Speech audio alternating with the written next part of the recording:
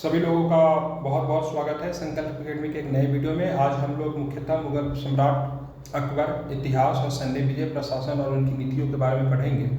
तो चलिए इसी क्रम में आज हम लोग आज का वीडियो को प्रारंभ करते हैं। मैंने आज बहुत अच्छे तरीके से आप लोग के लिए पीपीटी भी तैयार कर दिया है। कहीं भी दिक्कत हो तो आप लोग मुझे ठीक है टेलीग्राम पे या फिर मतलब कमेंट बॉक्स में भी चीज़ों को पूछ सकते हैं। कोशिश करूँगा चीज़ों को थोड़े डिटेल्स में लेकर चलूँ ताकि आपको किसी भी प्रकार का कन्फ्यूजन आगे न रहे। ठीक है, मैंने इसे वनडे एग्जाम के पॉइंट ऑफ व्यू से भी बनाया है, लेकिन ऐसा नहीं से मैंने सीधे तथ्य को रख दिया है, उसे थोड़ा चीज़ों को एक्सप्लेन करने का भी कोशिश किया है। उम्मीद यही रहेगा कि एक वीडियो में अकबर से संबंधित जितने भी प्रश्न हैं सारे प्रश्नों का मतलब आपका यहाँ पे सॉल्व हो जाए। ठीक है, तो सबसे पहली चीज़ों को जब हम लेके चलते हैं तो हम यहाँ पे देखते हैं मुगल सम्राट अकबर। मुगल सम्राट देखिए जितने भी मुगल थे उनमें से अकबर को ही महान मुगल के रूप में हम लोग जानते हैं। ठीक है, कारण क्या था? तो कारण ये था सर, अकबर एक ऐसा शासक था जिसको हम लोग राष्ट्रीय शासक भी कभी कभी कह देते हैं। हालांकि बहुत इतिहासकार लिखते हैं जिनका झुकाव मुगलों की तरफ ज़्यादा था, राष्ट्रीय शासक के रूप में अकबर को मानते हैं, लेकिन मुख्यतः राष्ट्रीय शासक तो अशोक ही था। लेकिन फिर भी अगर और मुगलों से अगर हम अकबर का कंपेरिजन करते हैं तो मुझे यह अनुभव होता है Akbar was one of the best. ठीक है, Akbar was one of the best, मतलब कहने का मतलब मुगलों में जो अकबर जो था सबसे सर्वोत्तम था। ठीक है, तो अब उनके इतिहास के बारे में हम लोग पढ़ेंगे, सैन्य विजय के बारे में पढ़ेंगे, अकबर की एडमिनिस्ट्रेशन कैसी थी और उनकी नीतियाँ कैसी थी, मतलब कुछ धार्मिक नीतियाँ जो रही जो कि अन्य मुगल से अकबर को बिल्कुल भी मतलब अगर अलग करती है, तो इन सब चीज़ों के बारे में आज हम लोग पढ़ेंगे। तो चलिए आज का वीडियो जो है यहीं से मतलब हम लोग क्या करते हैं, शुरू करते हैं। ठीक है, तो इसी क्रम में आप देखेंगे तो सबसे पहले हमको जो पढ़ना है तो उसमें सबसे पहले आपको जो आएगा मुगल सम्राट अकबर। तो मुगल सम्राट अकबर का सबसे बेसिक चीज़ें जो है उसके बारे में हम लोग पढ़ेंगे। तो आप देख रहे हैं मुगल सम्राट अकबर कौन थे, तो इनको सबसे पहले जलालुद्दीन मोहम्मद अकबर के नाम से जाना जाता है। ठीक है, बचपन में अगर हम बात करें तो प्यार से इन्हें लोग जलाल कहते हैं, तो हम लोग बहुत सारे मूवी वगैरह में भी देखा होगा। तो इनका नाम मुख्यतः जो क्या था, तो इनका नाम मुख्यतः जलाल आपको दिख जाएंगे। ठीक है, आपका इनका नाम मुख्यतः क्या दिख जाएगा, तो आपको जलाल दिख जाएगा। बहुत जगह मतलब आप जलाल के नाम से भी इनको मतलब जो है जाना जाता है। ठीक है, ये अगर बात करेंगे तो मुगल सम्राट हुमायूं के पुत्र थे। हुमायूं का मतलब पुत्र थे, ध्यान रखेंगे, बड़े पुत्र थे सबसे, और एक ही पुत्र था हुमायूं को ज़्यादा उनका उत्तराधिकारी के लिए इनको संघर्ष नहीं करना पड़ा था। आगे चल के आप देखेंगे तो मुगलों में उत्तराधिकारी के लिए संघर्ष आपको देखने को मिलेगा, लेकिन अकबर को किसी भी तरह की संघर्ष नहीं करनी पड़ी थी, ये भी आपको पता होना चाहिए। साथ में हम लोग बात करें कि मुगलों में अकबर का क्रम कौन था, तो मुगलों में अकबर का ठीक है तीसरा क्रम था। डेट मीन्स ये भी कह सकते हैं मुगल सम्राट अकबर जो थे तीसरे नंबर के मतलब सम्राट थे। ठीक है, अब यहाँ पे हम देखेंगे अकबर का शासनकाल कब से कब तक रहा, तो आपको पता होना चाहिए 1555 से लेकर 1605 ईस्वी तक शासन किया। ठीक है, शासनकाल बहुत ज़्यादा इंपॉर्टेंट होता है। 1556 से लेकर, सॉरी मैंने 55 बोल दिया, 56 से लेके 1605 ईस्वी तक शासन किया था। ठीक है, अकबर और एक औरंगजेब जो ऐसे शासन मतलब ऐसे शासक रहे मुगलों में जिन्होंने लगभग समान वर्षों तक शासन किया, 49 से 50 वर्षों तक। ठीक है, दोनों की अपनी अपनी महत्वाकांक्षाएं रही है, लेकिन Akbar one of the best रहा है क्योंकि इनके समय में राजपूतों के साथ संबंध अच्छे रहे। ठीक है, हिंदुओं के साथ भी इनके संबंध अच्छे रहे हैं, जबकि औरंगजेब का शासनकाल बहुत ही ज़्यादा मतलब क्या विपदाओं और कॉन्ट्राडिक्शनों का शासनकाल रहा है। ठीक है, चलिए अब यहाँ पे हम चीज़ों को थोड़ा आगे लेके चलते हैं तो आप देखेंगे। ठीक है, जैसा ही मतलब क्या होता है आगे चलेंगे तो अकबर जो था मुगल सम्राट हुमायूं का पुत्र था। कम उम्र में ही अपने पिता के उत्तराधिकारी बनने के बाद मुगल सम्राट अकबर को एक रीजेंट जो था बैरम खान ने मदद की थी। ठीक है, जिसने भारत में मुगल डोमेन को विस्तार और समेकित करने में भी उसकी मदद की। बैरम खान कौन था, तो बैरम खान की बात करेंगे तो बैरम खान आपको पता होना चाहिए, ये सम्राट जो अकबर जो थे उनका मतलब क्या हुआ करते थे, संरक्षक हुआ करते थे। ठीक है, जब 13 वर्ष की आयु में जब अकबर को जब मतलब शासक जब बनाया जाता है तो किसी न किसी व्यक्ति की आवश्यकता थी जो कि मतलब क्या करे, अकबर का मतलब ध्यान रखें, क्योंकि काफी दिनों तक आपको पता होना चाहिए हुमायूं की मृत्यु को भी छिपा के रखा गया ताकि किसी भी तरह का कू उत्पन्न ना हो जाए। ठीक है, और बाद में जाकर हुमायूं का काफी विश्वास अधिकारी कह लीजिए या फिर सुहेब व्यक्ति कह लीजिए, जो कि बैरम खान जो था, जो कि हुमायूं की मछीवाड़ा और सरहिंद के युद्ध में मदद भी की थी, और हुमायूं को फिर से मतलब सत्ता पर मतलब बैठाने के काम बैरम खान ने किया था सरहिंद और मछीवाड़ा के युद्ध में, तो अकबर को उसी का संरक्षक बनाया गया। ठीक है, ध्यान में आपको ये रखना है। आगे चलेंगे तो आगे आप देखेंगे यहाँ पे मतलब मुगल सम्राट अकबर के बारे में कुछ चीज़ें बताई हुई है, जिसमें से 1556 से लेकर 1605 तक सम्राट अकबर के बारे में चीज़ों को पढ़ेंगे। तो देखेंगे बाबर और हुमायूं के बाद जलालुद्दीन मोहम्मद अकबर जिसे बोलचाल की भाषा में भी सामान्यतः अकबर के नाम से इतिहासकार जानते हैं, ठीक है ना, मुगल साम्राज्य पे शासन किया। ठीक है, उनकी आयु की बात करेंगे तो उनकी आयु मात्र 13 वर्ष की ही आयु रही थी। अकबर अपने पिता नसरुद्दीन हुमायूं से, ठीक है, 1556 में सम्राट के रूप में, ठीक है, उत्तराधिकारी अपनाया। ठीक है, तो इसको जरा आपको ध्यान में रखेंगे, 1556 में शासक बनता है। ठीक है, आपको पता है ग्रेट इंपरर के रूप में जानते हैं, अकबर महान इनको भी कहते हैं। एक महत्वपूर्ण मोड़ पे अपने पिता हुमायूं से पदभार संभाला, धीरे धीरे पूरे भारतीय उपमहाद्वीप को शामिल करने के लिए मुगल साम्राज्य का विस्तार किया। ठीक है, इतना आपको ध्यान में रखना है।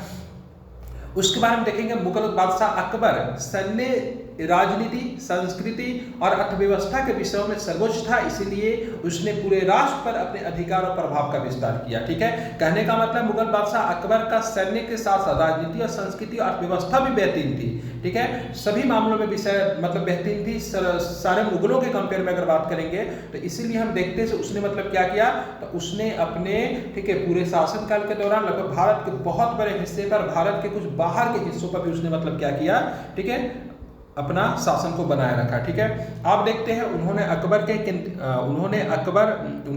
के केंद्रीयकृत प्रशासन की स्थापना की और एक कूटनीति और गठबंधन, ठीक है, केंद्रीय विवाह नीति अपनाई। ठीक है, अब यहाँ पे देखेंगे आपने पास्ट में जब पढ़ा था तो आपने देखा होगा बिंबिसार थे या फिर चंद्रगुप्त मौर्य थे, उन्होंने मतलब विवाह नीति के द्वारा मैत्रीपूर्ण अपने मतलब सहयोगी शासकों के साथ मतलब उन्होंने स्थापित की थी। तो यहाँ पर भी आप देखोगे अकबर एक ऐसा शासक था जिसने विवाह के तहत मतलब कूटनीति नीति अपनाई और अपने राजपूतों के साथ अच्छे संबंध बना के रखे। ठीक है, आपने पास में बिंबिसार के बारे में पढ़ा गया जिसने मतलब वैवाहिक संबंध के साथ अपने राज्य को मतलब सुदृढ़ करने की कोशिश किया। उससे पहले उसके बाद आप देखोगे चंद्रगुप्त मौर्य के बारे में पढ़ोगे जिसने मतलब क्या किया था, तो उन्होंने मतलब विवाह के माध्यम से ही अपने राज्य को मतलब सुदृढ़ करने की कोशिश किया था। मेडिवल इंडिया में हम लोग अकबर को जानते हैं क्योंकि एक बात आपको पता होना चाहिए, जब मतलब हुमायूं जब देश से जब निर्वासित हो गया था तो फारस की यात्रा पे था, तो वहां के फारस के शासकों ने उसे समझाया भाई साहब आप जहां पे शासन करना चाह रहे हो, ठीक है, वो हिंदू बहुल इलाका है, आपको वहां पे शासन करने हिंदुओं से, खास करके राजपूत से आपके संबंध अच्छे होने चाहिए। ठीक है, तो बाद में इसी चीज को मतलब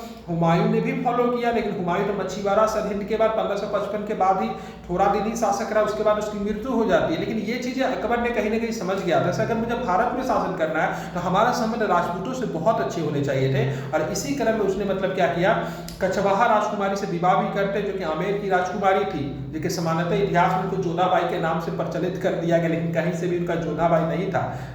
बेहतरीन नाम की बात है, मरियम उज जमानी के नाम से उनको टाइटल दिया गया था और इतिहासकार भी मरियम उज जमानी के नाम से भी कहते हैं। हालांकि मेरे भी पीपीटी में एक जगह आपको जोधाबाई मिलेगा, लेकिन जोधाबाई प्रचलित नाम नहीं था। ठीक है, ध्यान में रखेंगे, ये बहुत सारे बॉलीवुड फिल्मों में आपने इस नाम को प्रचलित करा दिया, ऐसा कोई चीजें नहीं थी। ठीक है, उसके बाद कहेंगे उन्होंने अपनी धार्मिक नीतियों की मदद से अपनी गैर मुस्लिम नागरिकों की निष्ठा प्राप्त की। ठीक है, धार्मिक नीति की बात करेंगे, धार्मिक नीति में अकबर जो था सहिष्णु था। सहिष्णु कहने का मतलब यह है ऐसा नहीं था मतलब वो इस्लाम को फॉलो करता था, सुन्नी मुसलमान था तो उसकी नीतियां जो थी मुसलमानों को लेकर बनती थी, ऐसा नहीं था। ठीक है, सहिष्णु था मतलब उसकी नीतियां जो थी सामान्य रूप से सभी के लिए एक जैसी बनती थी, इसलिए अकबर को सामान्यतः धर्मनिरपेक्ष शासक या तो सेकुलर शासक भी कहते हैं। अब देखिएगा मुगल बादशाह अकबर के बारे में कुछ चीजें हैं। तो मुगल साम्राज्य ने सबसे शक्तिशाली शासकों में से एक थे अकबर। उन्होंने कला, साहित्य और संस्कृति को शामिल करने के साथ साथ एक बहुसांस्कृतिक साम्राज्य के निर्माण का भी मतलब समर्थन किया था। ठीक है, मैंने यहाँ पे मैप बना दिया है, मैप मैंने लगा, आप देखेंगे मैप में 3 चीजें बताई गई हैं। ठीक है, 3 चीजें बताई। सबसे पहले एक पैरेलल लाइन गया है, उस समय मुगल इंपायर बाबर, ठीक है, बाबर जो 1526 में जो भारत में जो शासक जो बनते हैं तो उसमें बाबर की चीजें दी हुई है। आप यहाँ पे देखेंगे एडेड बाय 605 अकबर। ठीक है, अकबर ने मतलब क्या किया, यहाँ पे आप देखोगे यहाँ पे जो पीला कलर का जो सिंबल जो बना हुआ मैप में, इन सब क्षेत्रों को अकबर ने मतलब शामिल किया था। जैसे पंजाब का इलाका हो गया, ठीक है, आगरा का इलाका है, दिल्ली का इलाका, वहाँ पे आपको थोड़ा बनारस में दिख जाएगा, जितना सूरत का इलाका देखेंगे, सारे के सारे मैंने यहाँ पे आप देखोगे यहाँ पे पीला कलर का जो है ये चीजें जो है अकबर के द्वारा मतलब क्या कि ऐड किया गया था। नीचे आप देखोगे दक्षिण भारत का जो इलाका जो होगा, ठीक है, दक्षिण भारत का जो इलाका जो होगा वहाँ पे चीज़ें जो होगी, ठीक है, औरंगजेब के द्वारा जो ऐड की होगी। ठीक है, यहाँ पे मुख्यतः आप देखेंगे, ठीक है, मैंने यहाँ पे एक पीला कलर का मैंने यहाँ पे मतलब एक लाल एडेड बाई 707 औरंगजेब आप देखोगे तो यहाँ पे मतलब ये कौन सी रंग है, ये आपका हो जाएगा ऑरेंज कलर। यहाँ पे मतलब नीचे का जो दक्कन का जो क्षेत्र है, ठीक है, दक्कन का जो क्षेत्र आप देखोगे, ये सारे दक्कन का क्षेत्र है, तो आपने देखेंगे से औरंगजेब का शासनकाल दक्कन में बहुत बढ़िया रहा था, ठीक है, दक्कन में बहुत बढ़िया रहा था, ज़्यादातर समय इसने दक्कन में बिताया था। तो दक्कन में औरंगजेब के समय में स्थिति काफ़ी मजबूत रहेगी थी। हालांकि संघर्ष की बात करेंगे तो दक्कन में औरंगजेब के अकबर के समय से संघर्ष रही थी, लेकिन अपनी मजबूती जो स्थिति बढ़िया बना लिया था मुगलों ने, ठीक है, औरंगजेब के समय में, ठीक है, क्योंकि दक्कन में औरंगजेब को लेकर बहुत सारी नीतियां निकल कर आती है, ठीक है। अब हम देखेंगे मुगल सम्राट अकबर के इतिहास के बारे में जानेंगे, ठीक है। तो इतिहास के बारे में जानेंगे तो सबसे पहले ध्यान में रखेंगे अकबर का जन्म कब हुआ था, ठीक है। तो जन्म की बात करेंगे तो आपको पता होना चाहिए, जन्म की बात करेंगे तो ये जन्म इनका 25 अक्टूबर, ठीक है, 1542 को इनका जन्म हुआ था, ठीक है। और 25 अक्टूबर 1542 को जन्म होने पे मुगलों की राष्ट्रीय छुट्टी इस दिन होती है। आगे चल के शासक जो जहांगीर जो बनेगा तो उस दिन मतलब क्या करेंगे, 25 अक्टूबर का जो दिन जो होता है उस दिन राष्ट्रीय छुट्टी रखा गया था पूरे मुगलों में, ठीक है। उसके बाद आपको ये भी ध्यान में रखना है, आगे चलेंगे तो अकबर का राज्य, ठीक है, अकबर का राज्य कब से कब तक रहा था, 1556 से लेकर 1605 तक अकबर का राज्य रहा था। पिता तो आप लोग जानते हैं हुमायूं का उत्तराधिकारी, तो जाहिर सी बात हुमायूं पिता हो जाएगा। अकबर की पत्नी का नाम जोधा दिया हुआ है, लेकिन मरियम उज जवानी की उपाधि मिली थी, मरियम उज जवानी के नाम से भी जानी जाती है, ये भी देखेंगे, ठीक है। मौत कब हो गया, तो अपने जन्मदिन के 2 दिन के बाद इनकी मृत्यु हो जाती है 1605 ईस्वी में, ठीक है। 63 या 64 वर्ष की आयु रही होगी। अकबर का उत्तराधिकारी कौन हुआ था, अकबर का उत्तराधिकारी जहांगीर होता है, ठीक है। जहांगीर का शाब्दिक अर्थ क्या होता है, विश्व विजयी, ठीक है, दुनिया को जीतने वाले को जहांगीर कहते हैं, ठीक है, जो कि अकबर का क्या था, उत्तराधिकारी भी था। सलीम के नाम से ये जाने जाते थे, बचपन में इनका नाम सलीम था, सलीम को बुलाओ, ठीक है। अब यहाँ पे देखेंगे मैंने कुछ फैक्ट डाल दिया है अकबर के बारे में। तो सबसे पहले फैक्ट में आप देखेंगे इसे, सबसे पहले फैक्ट, महत्वपूर्ण फैक्ट क्या रहेगा, तो सबसे पहले आप देखोगे से यहाँ पे मतलब बर्थ नेम, तो बर्थ नेम क्या था, अबू अल फतह जलाउद्दीन मोहम्मद अकबर, इनका मतलब जन्म का नाम था। जन्म कब हुआ था मैंने पहले ही बताया, 25 अक्टूबर 1942 को 1542 को सॉरी जन्म हुआ था, और मृत्यु 27 अक्टूबर 1605 को हुआ था। पेरेंट्स की बात करेंगे तो पेरेंट्स को था हुमायूं था, और मतलब माँ का नाम जो था हमीदा बानो बेगम था। ये वही हमीदा बानो बेगम है जब मतलब हुमायूं को जब भारत से जब निकाला जाता है तो ये मतलब क्या रहता है, ये रास्ते में जब होते थे तो इनसे मतलब एक मतलब सूफी संत होते, उनकी बेटी होती हमीदा बानो बेगम, और ये प्रवास के दौरान ही, ठीक है, भारत से प्रवास के दौरान ही हुमायूं जो थे इनसे विवाह करते हैं, और यही से मतलब अकबर जैसे व्यक्ति का जन्म हुआ था, ठीक है। लेकिन अकबर जैसे व्यक्ति का जन्म कहाँ पे हुआ था, तो ये राजपूत जो थे, राजपूत फोर्ट्रेस, राजपूत किला जो था अमरकोट, वहाँ पे मतलब राजपूताना के यहाँ जन्म होता। वर्तमान डे की बात करेंगे तो पूछ देता है कभी कभी अकबर का जन्म जो हुआ था, ठीक है, अमरकोट के किला में होती, इसकी उपस्थिति क्या है। तो ये आप जाएंगे ना तो अभी पाकिस्तान का जो पंजाब का जो प्रांत जो है, ठीक है, इसको सिंध के नाम से भी जानते हैं, वहाँ पे आपको ये वर्तमान में महल आपको दिख जाएगा, ठीक है। कब से कब तक इसने रूल किया था, रूल मैंने बता दिया, 1556 में शासक बना था, 1605 तक था, मरते दम तक था, ठीक। किस रिलीजन को फॉलो करता था, तो ज़्यादातर मुगल जो थे सुन्नी इस्लाम रिलीजन को फॉलो करते थे, ठीक है। इस्लाम का 2 कॉन्सेप्ट निकल कर आता है, एक शिया निकल कर आता है, एक सुन्नी निकल कर आता है। तो ज़्यादातर मुगलों ने मतलब सुन्नी को फॉलो किया था, और साथ में इसने अपना एक नवीन धर्म भी निकाला था जिसको हम लोग दीन ए इलाही के नाम से जानते हैं, ठीक है। चलिए जी आगे चलते हैं, ठीक है। इनकी वंश का नाम बात करेंगे, तैमूर आते थे, पिता की तरफ से तैमूर थे, माँ की तरफ से मंगोल आते थे, लेकिन मुगलों खुद को तैमूर कहलाना पसंद करते थे, इसलिए तैमूर डायनेस्टी को ही फॉलो करते थे, ये भी ध्यान में रखेंगे। टॉम की बात करेंगे, अकबर का मकबरा कहाँ है, तो आप लोग जानते हैं सिकंदरा, आगरा, उत्तर प्रदेश में आपको मकबरा आपको देखने को मिलेगा। इनका सक्सेसर कौन हुआ, मतलब इनके बाद कौन सा मतलब मुगल शासक आगे बना, तो पता होना चाहिए जहांगीर आगे बना था। इनसे पहले कौन था, प्रीडिसेसर कौन था, तो हुमायूं इनसे पहले था, ठीक है।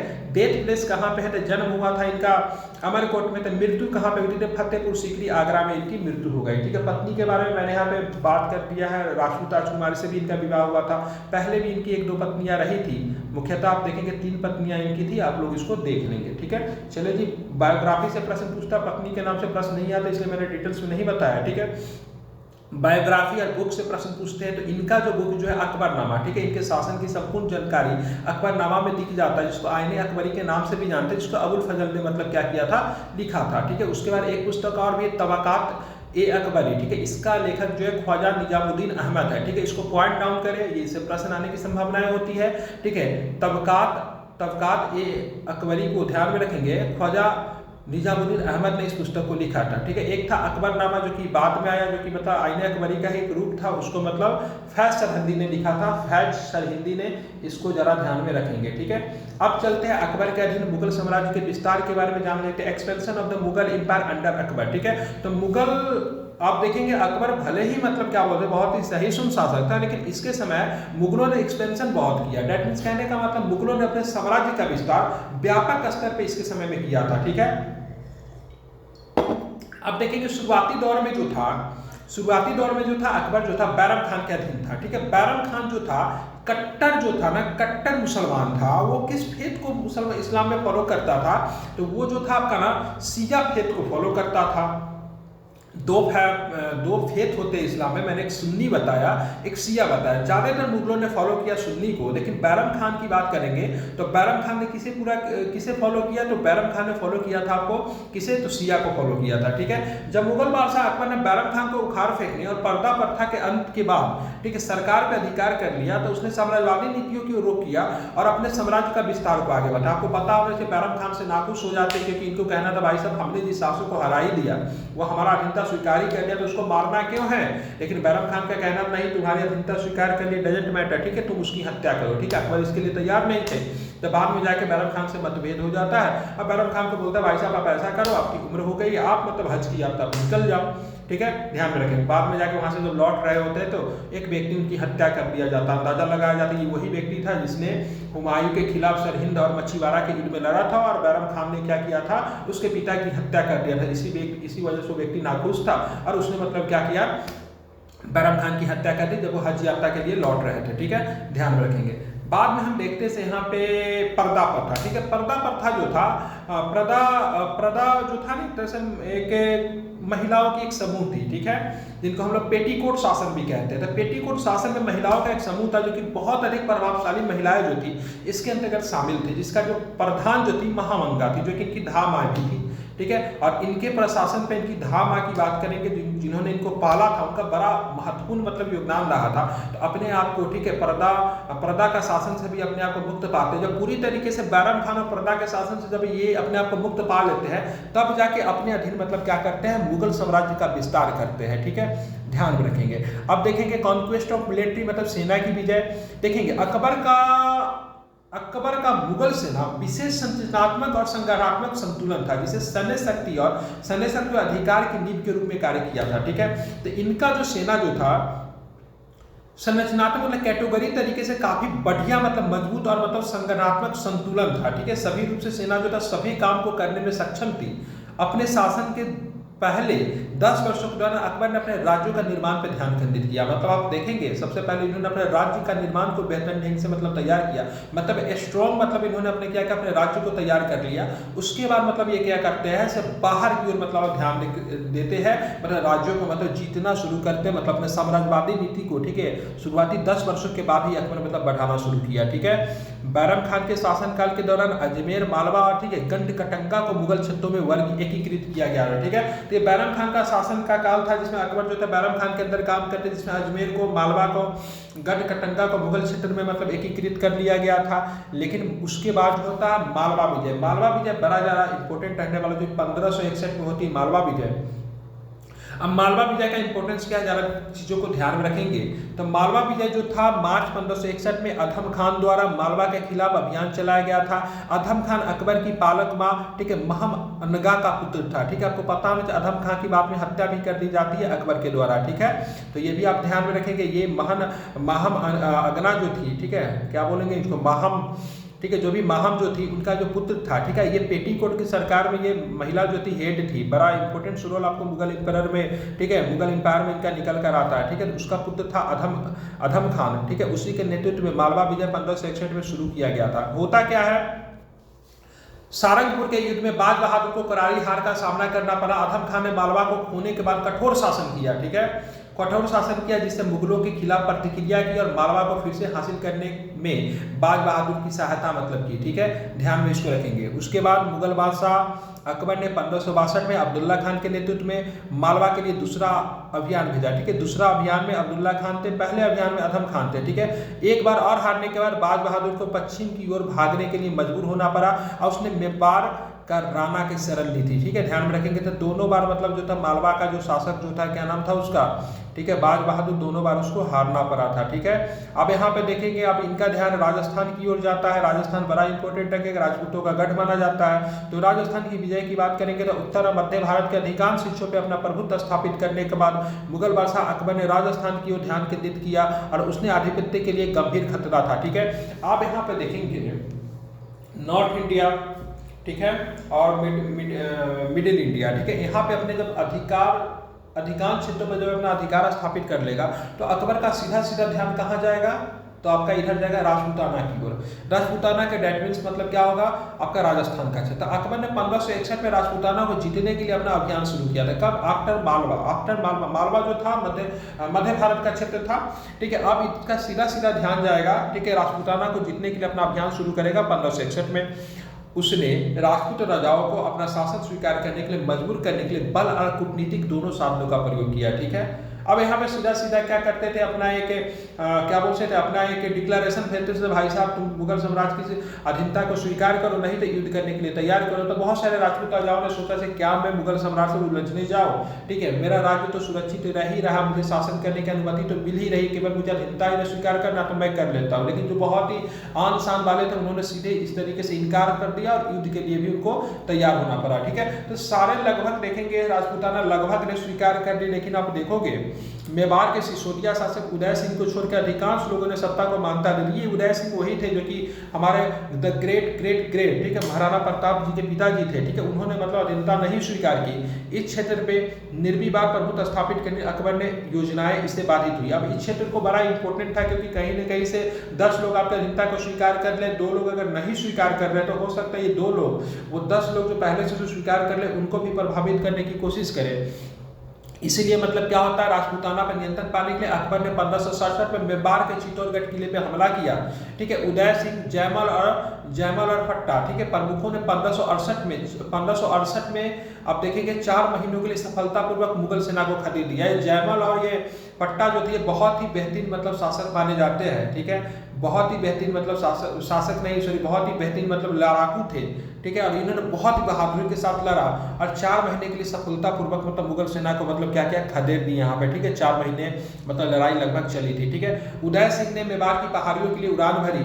रणथंभौर सहित अन्य राजपूत क्षेत्रों को मुगल सैनिकों के द्वारा उखाड़ फेंका गया था। ठीक है, रणथंभौर हो गया, बहुत सारे और राजपूत क्षेत्रों को, लेकिन मेवाड़ बचा हुआ था। लेकिन राणा प्रताप उदय सिंह के पुत्र, जो कि मैंने पहले बताया उदय सिंह के पुत्र कौन थे, महाराणा प्रताप, ठीक है, ने अकबर के सत्ता को आने का सराहनीय विरोध किया। ठीक है, महाराणा प्रताप खूब लड़े, जिनके बारे में कहते हैं फेंक जहां तक भाला जाए। ठीक है, पता ही होना चाहिए। ठीक है, 1576 में हल्दी घाटी की युद्ध होती है, वह राजपूत रक्षकों में अंतिम थे और मृत्यु तक मतलब बहादुरी से लड़े। कहा जाता है इन्होंने घास की रोटी खाना पसंद किया, लेकिन कभी मुगलों की अधीनता मतलब इन्होंने स्वीकार नहीं की। ठीक है, ध्यान में रखना है आपको इस बात से। हल्दी घाटी की लड़ाई 1576 में हुई थी। इसमें महाराणा प्रताप और जो कि राजपूत शासक थे और साथ में मतलब अकबर की सेना के द्वारा लगे। अकबर की सेना के नेतृत्व कौन कर रहे थे, अकबर की सेना के नेतृत्व यहाँ पे मान सिंह कर रहे थे। ठीक है, जो कि खुद भी एक राजपूत थे। ठीक है, चलिए उसके बाद हम आते हैं गुजरात, बंगाल और बिहार की तरफ आते हैं। ठीक है, मुगल बादशाह 1572 में राजपूत जैसे चित्तूर हो गया, रणथंभौर हो गया, जोधपुर हो गया, कालिंजर हो गया, बीकानेर हो गया, जैसलमेर हो गया, इन सारे को हराने के बाद अजमेर के रास्ते अहमदाबाद की ओर बढ़े, मतलब गुजरात की तरफ बढ़े। ठीक है, बिहार, बंगाल सूर शासन के अधीन थे, आपको पता होना चाहिए। यहाँ पे मतलब पहले से ही मतलब सूर शासन के अधीन थे, जहाँ जिसका शेरशाह सूरी थे। शेरशाह सूरी के वंशज यहाँ पे शासन मतलब चला रहे थे, लेकिन शेरशाह सूरी के मृत्यु के बाद, ठीक है, ये बहुत कमजोर पड़ गया था। सुलेमान करनानी ने बिहार को अपना स्वायत्त शासन स्थापित किया, थोड़े समय के लिए बंगाल और उड़ीसा पर भी कब्जा कर लिया। ठीक है, और टांडा को अपनी राजधानी घोषित किया था। किसने, तो सुलेमान करनानी ने। ठीक है, ध्यान में रखना है। उसने 1568 ईस्वी में मुगल बादशाह अकबर के आधिपत्य स्वीकार कर लिया, लेकिन बंगाल और बिहार के अफगान राजा और सुलेमान के दूसरे बेटे दाऊद खान ने अकबर के आधिपत्य को मान्यता देने से इनकार कर दिया। ठीक है, करनानी जो था अकबर की अधीनता स्वीकार कर लिया था। समय समय पे बहुत सारे गिफ्ट वगैरह दिया जाता है। ठीक है, तो बाप जो था अधीनता स्वीकार कर, लेकिन बेटे ने अधीनता स्वीकार करने से इनकार कर दिया। इसी बात से मतलब क्या होता है, अकबर मतलब क्या होता है, काफी अधिक नाराज हो जाता है। और यहाँ पे देखेंगे दाऊद खान का जो क्षेत्र जो था उसमें मतलब अकबर क्या करता है, अपना एक द्रुतगामी अभियान चलाता और आक्रमण कर देता है। ठीक है, ध्यान में रखेंगे। बात करेंगे 1574 से लेकर 1576 तक अभियान मुख्यतः चलाया गया था। बंगाल और बिहार पे कब्जा कर लिया गया। अफगान राजा दाऊद खान को 1576 में बिहार में अकबर ने हराया था और वहीं पे उसे मतलब मौत का घाट उतार दिया गया। ठीक है, शुरुआती दौर में भाग गया था, पटना से बाहर इसको खदेड़ दिया गया था, लेकिन बाद में इसको मार दिया गया। ठीक है, आप देखेंगे इसी तरह उत्तरी भारत में अंतिम अफगान राज्य का अंत हो गया था। पूरे बिहार पे मतलब क्या किया गया, अकबर का शासन होगा। 1580 में बिहार को नया प्रांत बना दिया जाता, मान सिंह को वहाँ का गवर्नर बना दिया था। मैंने कल भी बिहार के क्लास में इसके बारे में चर्चा किया था। ये इसका जो सैन्य अभियान था। ठीक है, लेकिन क्या सैन्य अभियान के अलावा अकबर के शासनकाल का और कोई चीज़ नहीं थी? तो अकबर का ध्यान में रखेंगे कला और वास्तुकला। ठीक है, आर्किटेक्चर की बात करेंगे तो दोनों बड़ा इंपॉर्टेंट था। ठीक है, मुगल बादशाह अकबर कला और वास्तुकला का प्रबल समर्थक था। ठीक है, सारे मुगल रहे थे, लेकिन अब शेरशाह सूरी के समय, शेरशाह सूरी बोल रहा हूँ, ठीक है, आप देखेंगे जहांगीर के समय में तो कला पेंटिंग अपने चरम पे थी। ठीक है, शाहजहां का जो समय देखेंगे तो आर्किटेक्चर अपने चरम पे थी। ठीक है, लेकिन औरंगजेब के समय में इन सब सारी चीज़ों का पतन हो गया था, क्योंकि औरंगजेब जो था इन सब चीज़ों में विश्वास नहीं रखता था। ठीक है, तब मुगल बादशाह अकबर कला और वास्तुकला का प्रबल समर्थक था। उसने व्यक्तियों को कला, इतिहास, दर्शन, धर्म से संबंधित विभिन्न विषयों को पढ़ने के लिए नियुक्त किया। भले ही वो खुद पढ़े लिखने में सक्षम नहीं था। पूछा जाता है से कौन सा मुगल शासक जो था निरक्षर था, मतलब पढ़ा लिखा नहीं था।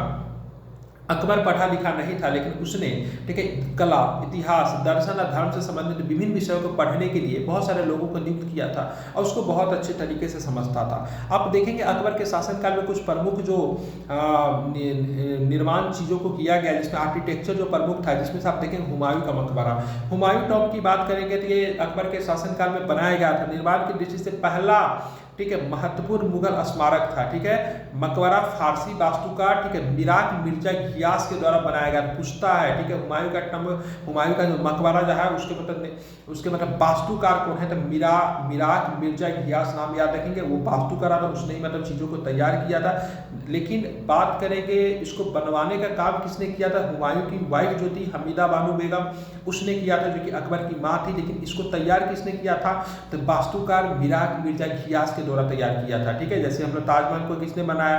तो ताजमहल को बनाने वाला भला ही मतलब क्या बोले शाहजहां था, लेकिन उसकी मतलब नींव उस्ताद अहमद लाहौरी ने उसको मतलब डिजाइन किया था, सब कुछ किया था। उसी तरह यहाँ पे मिराक मिर्जा घियास का नाम आपको ध्यान रखेंगे। ठीक है, 1560 के दशक में बनाया गया। कहाँ पे मिलेगा? दिल्ली में मिलेगा, पता होना चाहिए। ठीक है, एक बगीचे में एक विस्तृत जमीनी योजना के साथ एक जटिल इमारत है। ठीक है, अब पितरा दूरा का भी प्रयोग यहाँ पे प्रयोग किया गया था, जो कि मतलब देखेंगे जो बिल्डिंग जो था, बिल्डिंग बोल रहा हूँ, ठीक है, बिल्कुल वहाँ पे आप फर्श में देखेंगे तो यहाँ पे संगमरमर के साथ बहुत सारे रत्न वगैरह का भी मतलब यहाँ पे क्या किया गया है, प्रयोग किया गया है। ठीक है, आप देखेंगे हुमायूं का मकबरा के आंतरिक कक्ष अष्टकोणीय है और एक जीर्णोद्धार से एक सुंदर अग्रभाग से जुड़े हुए, ठीक है, गुंबदों और खोखो, ठीक है, शिखरों के साथ शीर्ष पे है। ठीक है, ये आपका हुमायूं का मकबरा हो गया। दिल्ली में जाएंगे तो आपको ये दिख जाएगा। ठीक है, उसके बाद हम लोग फतेहपुर सीकरी। ठीक है, फतेहपुर सीकरी को बनाने में अकबर का बहुत बड़ा योगदान था। अकबर की शुरुआती राजधानी कहाँ थी? ठीक है, अकबर की शुरुआती राजधानी आगरा थी। आगरा से अपने राजधानी को फतेहपुर सीकरी ले जाता है। बहुत सारे कारण थे ले जाने के, फतेहपुर सीकरी ले जाता है। फतेहपुर सीकरी जो था आगरा से ज़्यादा दूर नहीं है, 15-16 किलोमीटर आपको दूरी पे मिलेगी, आगरा के अंदर ही है, ध्यान में रखेंगे। फतेहपुर सीकरी को क्यों बोलते हैं? इसको जीत का शहर भी कहा जाता है। फतेहपुर सीकरी मुगल शैली की वास्तुकला में बनाया गया है। अगर मुगल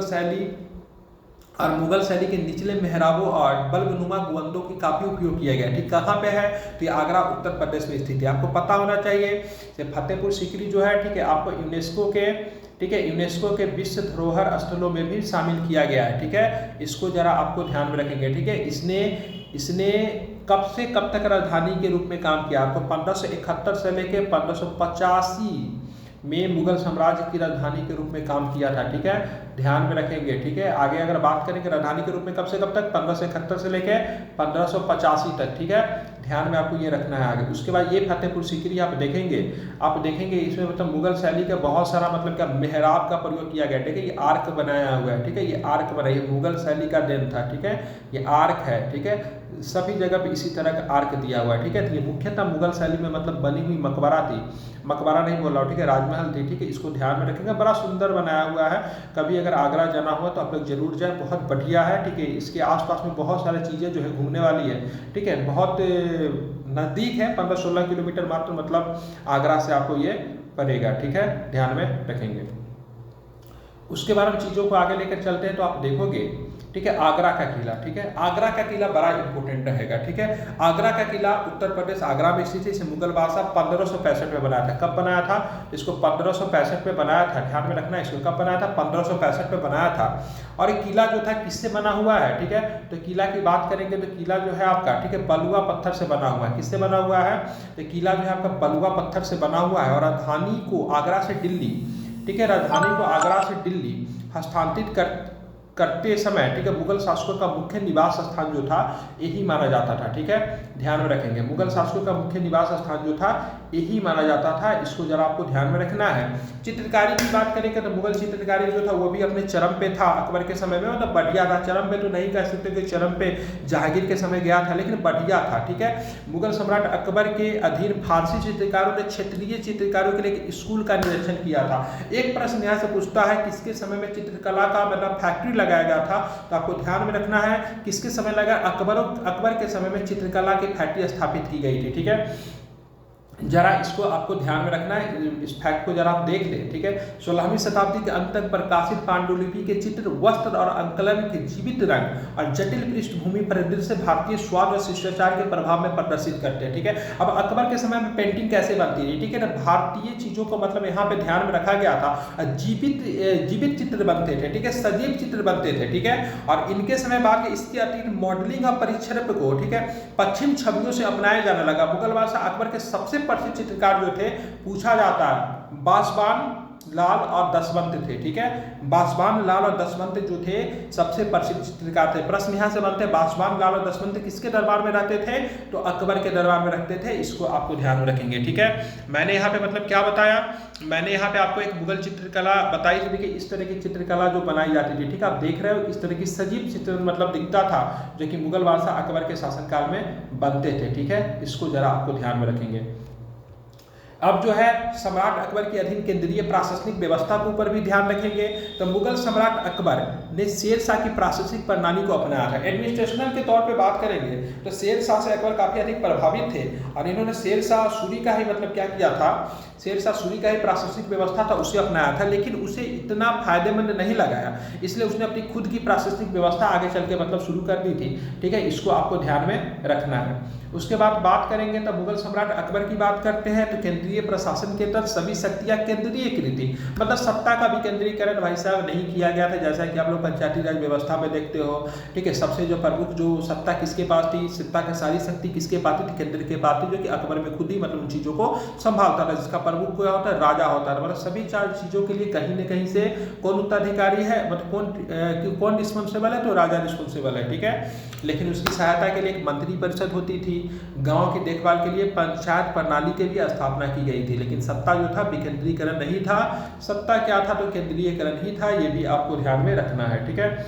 शासक की बात करेंगे तो मुगल सम्राट अकबर सभी नागरिकों, न्यायिक, सैन्य और धार्मिक सत्ता पर नियंत्रण रखता था। वो सेना का सुप्रीम कमांडर थे। उन्होंने एक केंद्रीयकृत सरकार बनाई और किसी भी नियुक्ति, पदोन्नति और पदकागी के लिए उसके निर्देश आवश्यक थे। मतलब किसी भी व्यक्ति को नियुक्त करना है, उनको मतलब क्या करना, पद को मतलब क्या करना है, उनको ऊपर ले जाना, मतलब प्रमोशन देना है, किसी व्यक्ति को हटा देना है, इस सारी चीज़ों के लिए सारी चीज़ों के लिए रिस्पॉन्सिबल कौन था? तो सारी चीज़ों के लिए रिस्पॉन्सिबल बात करेंगे तो खुद अकबर ही थे, ठीक है। ध्यान, उन्होंने आमतौर पे शरीयत इस्लामी कानून के अनुसार शासन किया था, पता होगा। लेकिन बाद में जब ये एक मजहरनामा आता है, ठीक है, मजहरनामा को किसने तैयार किया था ये भी प्रश्न पूछा जाता है, तो आप लोग कमेंट करके बताएंगे। मैंने बताया था अपने अतीत की क्लास में, मजहरनामा को किसने तैयार किया था? शेख मुबारक ने तैयार किया था, बता दे रहा हूँ, ठीक है। उनके दो पुत्र थे, एक थे अबुल फजल थे, दूसरा जो थे फैज थे, ठीक है, फैज अहमद थे, ठीक है। तो दोनों ने बाद में जाकर मजहरनामा को मतलब दोनों जो था टेक ओवर कर लेता, लेकिन तैयार किसने किया था? शेख मुबारक ने किया था, ठीक है। शेख मुबारक के दोनों पुत्र जो थे अकबर के मतलब किसमें शामिल थे? तो अकबर के, ठीक है, नवरत्नों में भी शामिल थे, ठीक है। आप देखेंगे वजीर, ठीक है, वजीर का पद सबसे ज्यादा महत्वपूर्ण था। वजीर तो था अकबर के शासनकाल में, ठीक है, प्रधानमंत्री की हैसियत रखता था, ठीक है, राजा के प्रमुख सलाहकार में से एक होता था, ठीक है। साथ में ये जैसे प्रधानमंत्री क्या होता है, सभी मंत्रियों का हेड होता है ना, उसी तरह दूसरे मंत्रालयों की गतिविधि का भी निरीक्षण करता था वजीर, ठीक है। औरंगजेब के शासन के बाद प्रधानमंत्री उस समय वकील के रूप में जाना जाता था, प्रमुखता के लिए उभरा। हालांकि अन्य मंत्रियों को भी प्रमुखता मिली, ऐसा नहीं कि अन्य मंत्रियों की भूमिका नहीं थी, अपने डिपार्टमेंट के लिए मंत्री भी रिस्पॉन्सिबल थे, लेकिन सारे मंत्रियों में मतलब जो सबसे महत्वपूर्ण जो थे उनको वजीर कहते थे, जस्ट लाइक अभी का प्रधानमंत्री समझ ली, ठीक है। दूसरा इंपॉर्टेंट मीरबख्श निकलता, सेना का प्रमुख होते थे, स्थापना विभाग और साम्राज्य की खुफिया एजेंसियों का भी नेतृत्व इन्होंने ही किया था, मीरबख्श, ठीक है। तीसरा बात करेंगे, बड़ा इंपॉर्टेंट है मीर समन। मीर समन को खाम ए समन के नाम से भी जाना था। उन्होंने शाही परिवार की देखभाल की थी, ठीक है। अब शाही परिवार में किसको क्या जरूरत है, क्या चीज़ की कमी है, कौन लोग मतलब कोई व्यक्ति है जो कि शाही परिवार से संबंध रखते हैं, उनका कोई विशेष ध्यान रखना, इसके लिए मीर समन होते थे, ठीक है। उन्होंने अदालत के शिष्टाचार और शाही अंगरक्षों का प्रबंधन का भी काम किया, ठीक है, निरीक्षण किया, ठीक है। और अदालत में शिष्टाचार बने हुए रहे। शाही अंगरक्षक का प्रबंधन का मतलब किस व्यक्ति का, कौन सा व्यक्ति जो अंगरक्षक रहेगा, इन सारे चीज़ों का मतलब ध्यान किसने का, मीर समन, ठीक है। मीर समन एसपीजी, जैसे अभी देखते हैं प्राइम मिनिस्टर का मतलब अंगरक्षक में एसपीजी का काम होता है, ठीक है। तो ये मीर समन ही करते थे, ठीक है, ध्यान में रखेंगे। और पूरी तरह से अदालत के अंदर डिसिप्लिन बना हुआ रहे, इसका भी ध्यान में रखते थे। उसके बाद सदरुस सुदर, ये सदरा सुदूर क्या था, ठीक है। तो ये सदरा सुदूर जो था ना, अकबर के साम्राज्य के मुगल प्रशासन में सदरा सुदूर इस्लामी कानून के संरक्षण उलेमा का प्रवर्तक थे। बड़ा घटिया पोस्ट था ये, ठीक है। अकबर उलेमा से बहुत भागता था, लेकिन मजबूरन इसको सदरा सुदूर का पद बना के रखना पड़ा, क्योंकि उलेमाओं का प्रवर्तक था। उलेमाओं को अपना बात शासक तक अगर पहुंचाना था तो उसका वकालत करने का काम जो था ये व्यक्ति मतलब क्या करता था, काम करता, ठीक है। सदरा सुदूरवास को प्रमुख काजी के रूप में भी जाना जाता था, वो न्यायिक विभाग का भी प्रमुख था, ठीक है। सदरा सुदूर का मुख्य कर्तव्य शरीयत कानूनों की रक्षा करना था, ठीक है। मतलब शरीयत कानून जो कि इस्लामी कानून था, उस हिसाब से शासन व्यवस्था चल रहा है कि नहीं चल रहा है, इन सारे चीज़ों का मतलब देखभाल करने का काम कौन करता था, सदरा सुदूर करता था, ठीक है। और उलेमाओं का प्रवर्तक भी था, ठीक है। मुतासी बड़ा इंपॉर्टेंट रहेगा, नैतिक कानूनों का व्यापक पालन, ठीक है, निगरानी के लिए नियुक्त किया गया था, ठीक है। मतलब मुगल साम्राज्य के अंतर्गत सभी लोगों की नैतिकता में वृद्धि हो, इसका ध्यान रखने का मुहासिब का काम था। इसके अतिरिक्त उन्होंने वजन और माप को भी स्थापित किया, मतलब कोई लोग जो चोरी तो नहीं कर रहे हैं, लोगों में नैतिक आचरण का गिरावट तो नहीं हो रहा है, ठीक है। उचित मूल्य आदि को बरकरार रखा गया है कि नहीं, कि मतलब जो सीमा जो समय जो मतलब पैसे जो तय किए गए उससे लोग ज़्यादा वसूल तो नहीं करें, इन सारे चीज़ों का ध्यान रखने का काम क्या होता था, मुतासिब का होता था, ठीक है। काउंसिल ऑफ मिनिस्टर की बात करेंगे तो अकबर के अंतर्गत मंत्री परिषद भी काम करता था, जिसका प्रमुख जो था खुद अकबर ही होता था।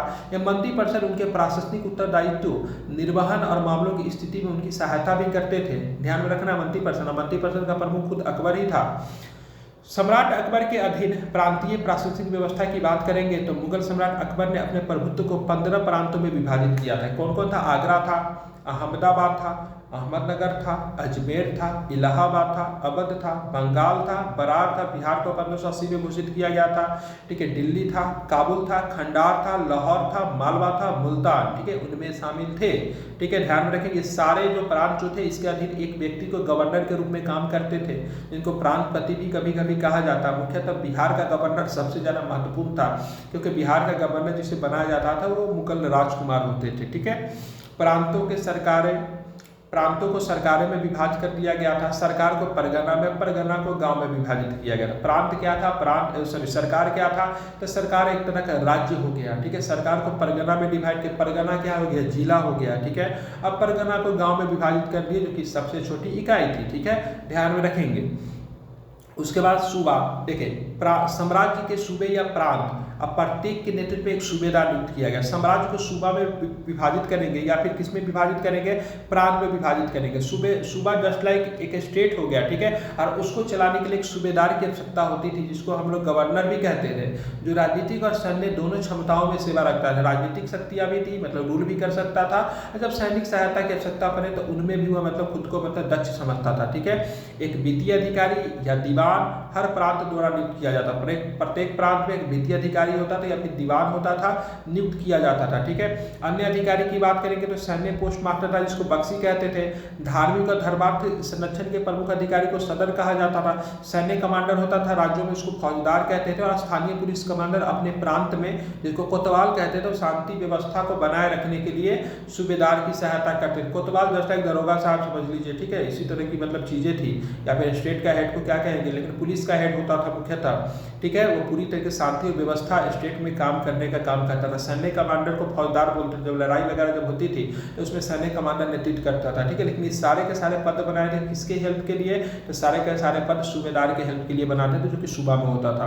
उसके बाद अगर सरकार जो कि जिला की तरह था, ठीक है। आप देखेंगे यहाँ पे क्या था, तो सरकार 2 अधिकारी थे, ठीक है। सरकार के 2 प्रमुख अधिकारी, एक फौजदार थे, दूसरा जो था अमल गुजार था। फौजदार मुख्य रूप से कानून व्यवस्था बनाए रखने के लिए जिम्मेदार था, जबकि अमल गुजार की बात करेंगे जैसे आमिल के नाम से भी जाना जाता था, भू राजस्व के मूल्यांकन और संग्रह के लिए जिम्मेदार था, टैक्स को कलेक्ट करता था। इसके अतिरिक्त फौजदारी एक प्रशासनिक प्रभाग का हिस्सा था। हालांकि, ठीक है, सरकार एक क्षेत्रीय राजस्व प्रभाग था, ठीक है, ध्यान में रखेंगे। उसके बाद परगना स्तर पे बात करेंगे तो सिकदार से कार्यकारी अधिकारी के रूप में कार्य किया जाता था। राजस्व संग्रह के मामले में उन्होंने आमिल की मदद भी करते थे, ठीक है। परगना में भूमि अभिलेख कानूनगो के नियंत्रण में था, ये इंपॉर्टेंट है। कानूनगो कौन होता था? तो ये आपका भूमि अभिलेख को मतलब क्या करता था, संभालता था। इसको जरा क्वाइट डाउन में करता हूँ, ठीक है, इसको जरा ध्यान में रखें। कानूनगो का क्या काम था? भूमि अभिलेख कानूनगो का नियंत्रण में था, ठीक है। सीओ साहब एक तरह से समझ लीजिए उसी तरह से मतलब रोल करते थे। और नगरों में कानून व्यवस्था बनाने का काम पहले ही बता दें कोतवाल के हाथ में था, जो कि मतलब दरोगा साहब थे, ठीक है। इसको जरा आप लोग ध्यान में रखें। उसके बाद बात करते हैं गाँव, ठीक है। गाँव बड़ा इंपॉर्टेंट हो जाएगा।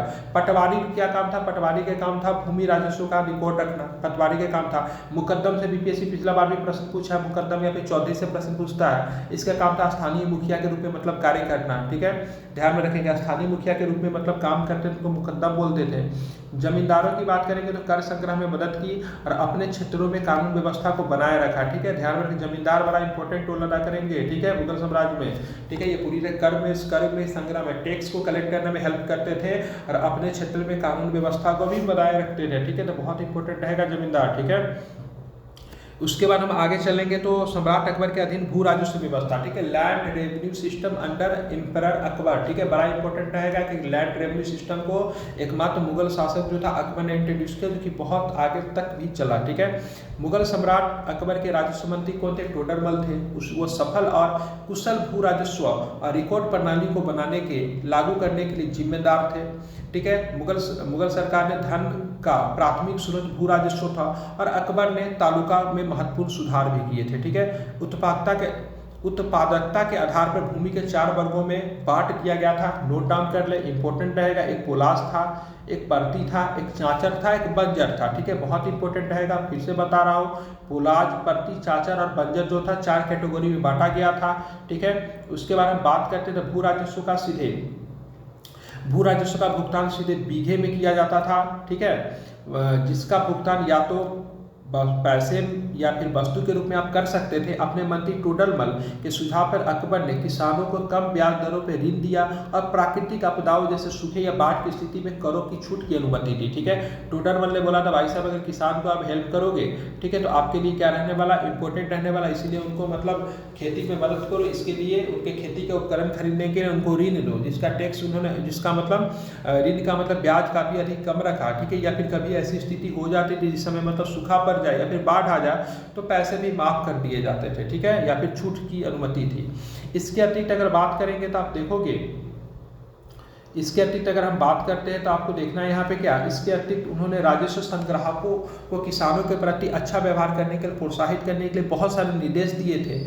इन सभी सुधारों ने मुगल साम्राज्य के उत्पादन और आय में काफी वृद्धि की, ठीक है। समृद्ध विषयों का निर्माण किया, जिससे प्रचुर मात्रा में भोजन था, ठीक है। इन सब चीजों का अकबर के समय में बहुत कम मतलब आप देखोगे विद्रोह भी कम होते हैं और आपदा वगैरह भी आप देखेंगे कृषि के क्षेत्र में कम भी पड़ता है, इसलिए भी आप देखेंगे इनके समय में कृषि की उत्पादकता में वृद्धि होती है। अच्छी चीजें बहुत ही स्मूथली चल रही थी, ठीक है। मनसब व्यवस्था का नहीं भूल सकते, मनसब से समझते हैं एक तरह की सैन्य व्यवस्था थी, ठीक है। अब ये किस तरीके से काम करता था समझिए जरा इसको। मुगल सम्राट अकबर ने औपचारिक रूप से 1571 में मनसबदारी के नाम से जाने वाली एक नई प्रणाली को अपनाया। 1571 में अपनाया गया था।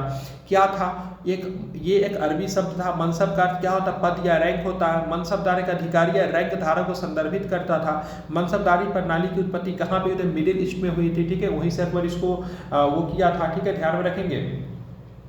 मनसबदारों को कुल मिलाकर 66 श्रेणी में विभाजित किया गया था, लेकिन वास्तव में उपयोग में कितने आते थे, उपयोग में 33 ही आते थे, ठीक है, इसको भी जरा आपको ध्यान में रखना है। उसके बाद हम बात करते हैं अकबर ने मनसबदारों की नियुक्ति का समर्थन करने वाली दशमलव प्रणाली के भीतर तीन प्राथमिक पदाधिकारी बड़प्पन, सशस्त्र बल और नौकरशाही को एकल प्रशासनिक निकाय के रूप में एकजुट करने का प्रयास भी किया था, ठीक है, तो ये जरा आप ध्यान में रखना। उसके बाद हम लोग आगे चलेंगे तो आगे आप देखेंगे जागीरदारी व्यवस्था। जागीरदारी व्यवस्था किस तरीके से काम करती थी, तो जागीरदारी प्रणाली मनसबदारी प्रणाली का एक अभिन्न अंग था जिसे बादशाह अकबर के अधीन बनाया गया था। इसके उत्तराधिकारी को शासन के दौरान इनमें कुछ बदलाव किए गए थे, ठीक है, ध्यान में रखना है। अकबर के शासनकाल के दौरान इन क्षेत्रों को अनिवार्य रूप से दो भागों में विभाजित किया गया था। एक क्या था, इसको जरा नोट डाउन कर ले, ठीक है। एक आपका जो था, एक मिनट, एक जो आपका जो था क्या बोलते हैं इसको एक आपको खालसा बोलते हैं, ठीक है, खलीसा भी लिखा रहता है। एक जो होता है जागीर लैंड होता था।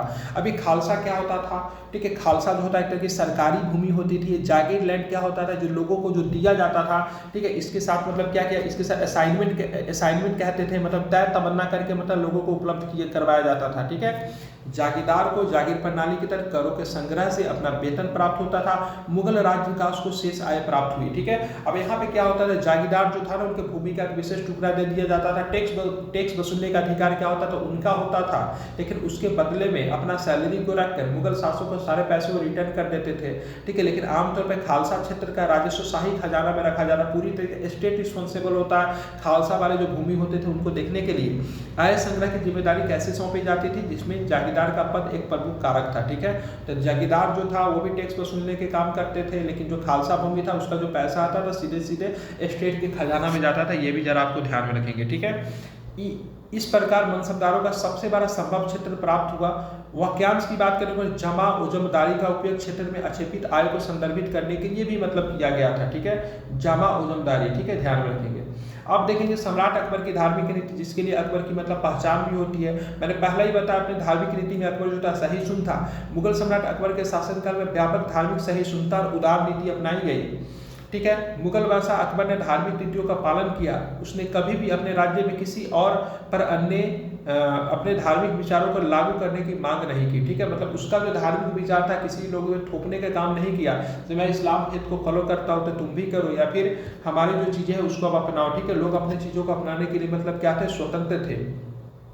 उन्होंने पसंद की स्वतंत्रता का बहुत महत्व दिया। धार्मिक रूप से भेदभाव, ठीक है, कराधान से मतलब दूर रहा, ठीक है। अपने शासनकाल में उन्होंने मंदिरों और यहाँ तक कि चर्चों के निर्माण का भी समर्थन किया। आपको पता होना चाहिए उन्होंने धर्म सभा का भी आयोजन करते थे, जिनमें बहुत सारे धर्म शास्त्रों के ऊपर मतलब चर्चा किया जाता है, जिसमें इस्लामिक भी मतलब धर्मावली आते थे, धर्मगुरु आते थे, सनातन धर्म से भी आते थे, क्रिश्चियंस भी आते थे, ठीक है, बौद्ध भी आते थे, जैन भी आते थे, सारे आते थे। इसकी चर्चा कहाँ पे होती थी, ठीक है, कहाँ पे होती थी, तो आपका फतेहपुर सीकरी में होती थी, जिसकी स्थापना आई थिंक 1572 में बनाया गया था, लेकिन 1575 में सभी धर्मों के लिए खोल दिया गया था, ठीक है।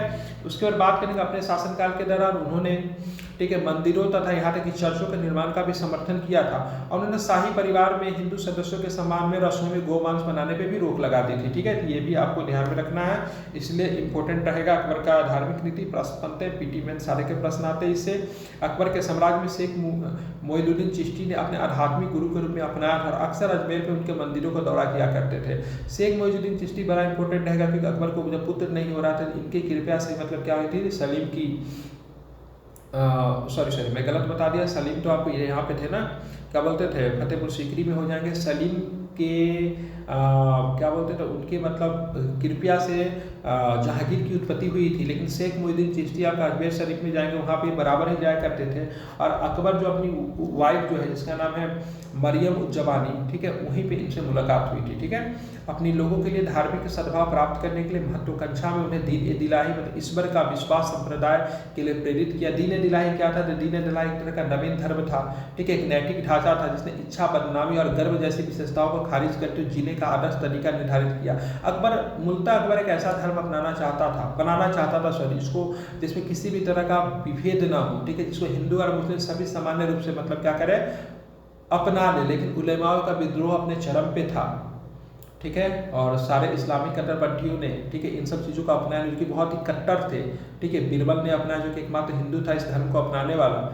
अकबर कोई अपने आप को प्रवर्तक नहीं था या फिर कोई धर्म गुरु नहीं था, सब लोग इनको बातों के माने। ठीक है, और अकबर ने इस चीज़ों को अपनाने के लिए किसी पर दबाव भी नहीं बनाया, इसलिए दिल ए दिलाही धर्म जो था अपने रूपों में मतलब सफल नहीं हो पाया। ठीक है, ध्यान में रखेंगे। अब आते हैं अकबर के समय के नवरत्न कैसे भूल सकते हैं, इस बहुत ही इंपॉर्टेंट रहेगा। तो मुगल सम्राट अकबर में बौद्धिक चर्चा को महत्व दिया और कई अविश्वसनीय रूप से प्रतिभाशाली व्यक्तियों का संरक्षण दिया, जिन्हें, ठीक है, उनके दरबार में बुलाया गया। इन सामूहिक लोगों को बादशाह अकबर ने नवरत्न कहा था कि उसमें 9 रत्न इनको माने जाते, इनकी संख्या 9 थी। ये अपने अपने क्षेत्र में बहुत अधिक विशेषज्ञ थे, अद्वितीय कौशल के लिए भी जाने जाते थे। ठीक है, जिसमें से पहला व्यक्ति जो था राजा टोडरमल हो जाएगा। राजा टोडरमल के बारे में क्या जानते हैं आप? ये बादशाह अकबर के दरबार में, ठीक है, वित्त मंत्री थे। क्या थे ये? वित्त मंत्री थे, याद रखेंगे। ठीक है, और इन्होंने मानक बाट और माप भी पेश किए थे। ठीक है, उसके बारे में बात करते हैं। राजा टोडरमल को बादशाह अकबर को दीवान अशरफ की उपाधि से सम्मानित किया। तो कौन सी उपाधि? तो दीवान अशरफ की उपाधि। उसके बाद अबुल फजल आते। अबुल फजल मुगल बादशाह अकबर के दरबार में इतिहासकार था, अकबरनामा की रचना की थी।